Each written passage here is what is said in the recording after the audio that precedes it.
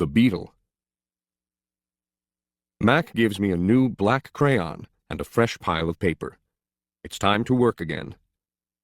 I smell the crayon, roll it in my hands, press the sharp point against my palm. There's nothing I love more than a new crayon. I search my domain for something to draw. What is black?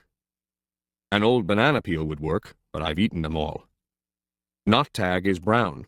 My little pool is blue.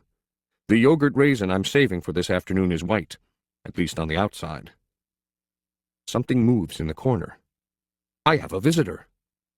A shiny beetle has stopped by. Bugs often wander through my domain on their way to somewhere else. Hello, beetle, I say. He freezes, silent. Bugs never want to chat. The beetle's an attractive bug, with a body like a glossy nut. He's black as a starless night. That's it. I'll draw him.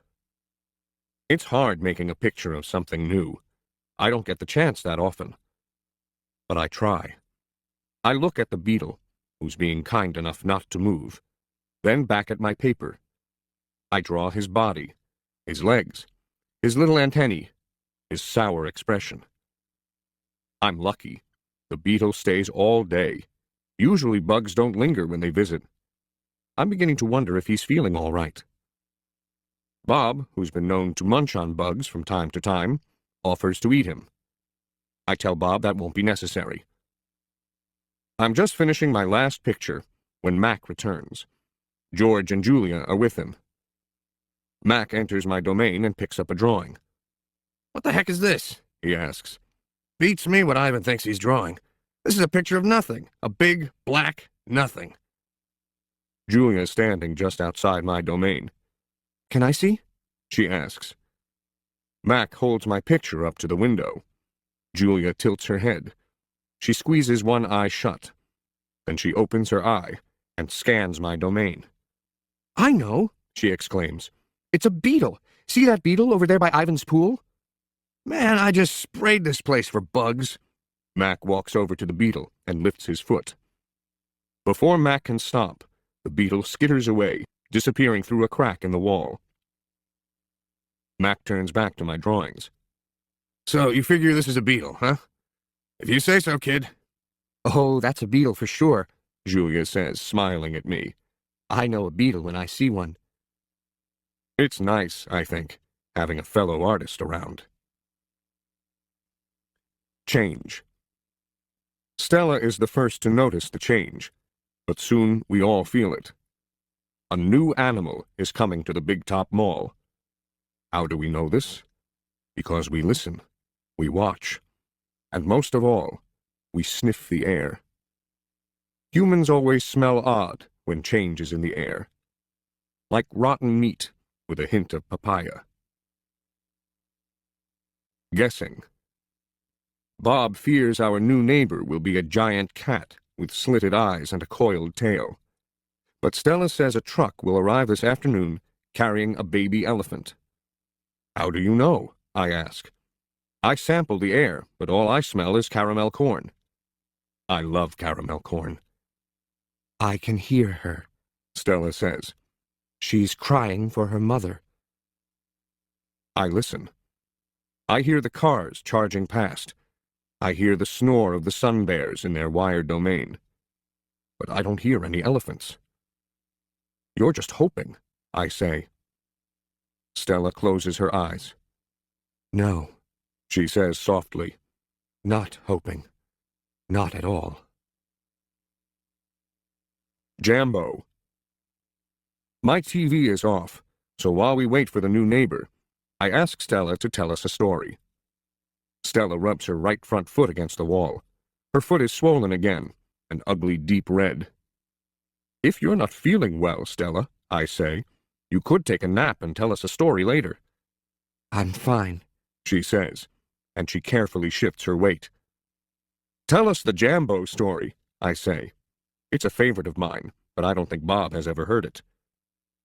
Because she remembers everything, Stella knows many stories. I like colorful tales with black beginnings and stormy middles and cloudless blue sky endings. But any story will do. I'm not in a position to be picky. Once upon a time, Stella begins. there was a human boy.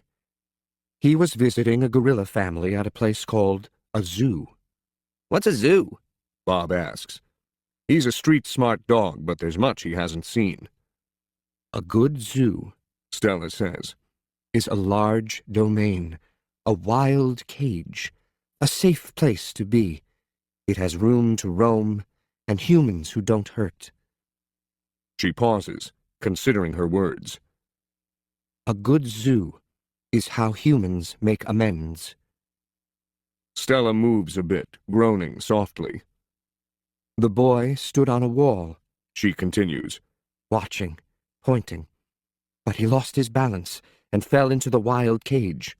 Humans are clumsy, I interrupt. If only they would knuckle walk, they wouldn't topple so often. Stella nods. A good point, Ivan. In any case, the boy lay in a motionless heap while the humans gasped and cried. The silverback, whose name was Jambo, examined the boy, as was his duty, while his troop watched from a safe distance. Jambo stroked the child gently. He smelled the boy's pain, and then he stood watch. When the boy awoke, his humans cried out, "Stay still, don't move," because they were certain, humans are always certain about things, that Jambo would crush the boy's life from him. The boy moaned. The crowd waited, hushed, expecting the worst. Jambo led his troop away. Men came down on ropes and whisked the child to waiting arms. Was the boy all right? Bob asks. He wasn't hurt, Stella says.